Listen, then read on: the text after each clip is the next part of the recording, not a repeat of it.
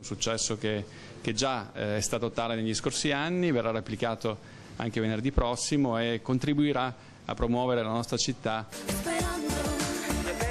E adesso tocca a Venezia. Le luci e le note del Festival Show sbarcano in provincia dopo aver già toccato il Trevigiano, il Vicentino, il Padovano e il Pordenonese. 3 tappe a Sottomarina, a Bibbione e a Mestre, e il primo appuntamento venerdì sera alle 21 nella zona del litorale di Chioggia promette di essere già imperdibile. Noi crediamo e siamo convinti che venga ad arricchire l'offerta turistica di questa nostra città che ha delle bellezze importanti che vanno promosse nel modo migliore anche attraverso un evento di questo tipo, di questo genere. La bellezza, la simpatia e la bravura di Lola Pons sul palco di una kermesse che da 10 anni tiene compagnia ai veneti con un tour dalle molte sorprese. A Sottomarina si alterneranno nomi storici della canzone italiana come Luca Barbarossa e Alberto Camerini, ma anche talenti affermati come Paolo Meneguzzi e nuovi artisti come Serena Abrami e i Black Roses. In gara poi anche la sezione giovani per conoscere altre proposte del panorama musicale italiano. Ma non c'è solo la musica. In passerella durante la serata pronte a sfilare le bellezze venete in lizza per il titolo di Miss Caos, che si daranno battaglia nella finalissima di Piazza Bra a Verona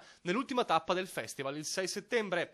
Dopo Sottomarina invece nel veneziano sarà Bibbione a ospitare la festa l'11 agosto, infine Mestre il 26 agosto. E chi non potrà esserci dal vivo non corre pericoli. Il martedì alle 21 su Antenna 3 la prima serata dedicata proprio alla kermesse con la riproposizione della tappa del Festival Show. Il viaggio della musica continua.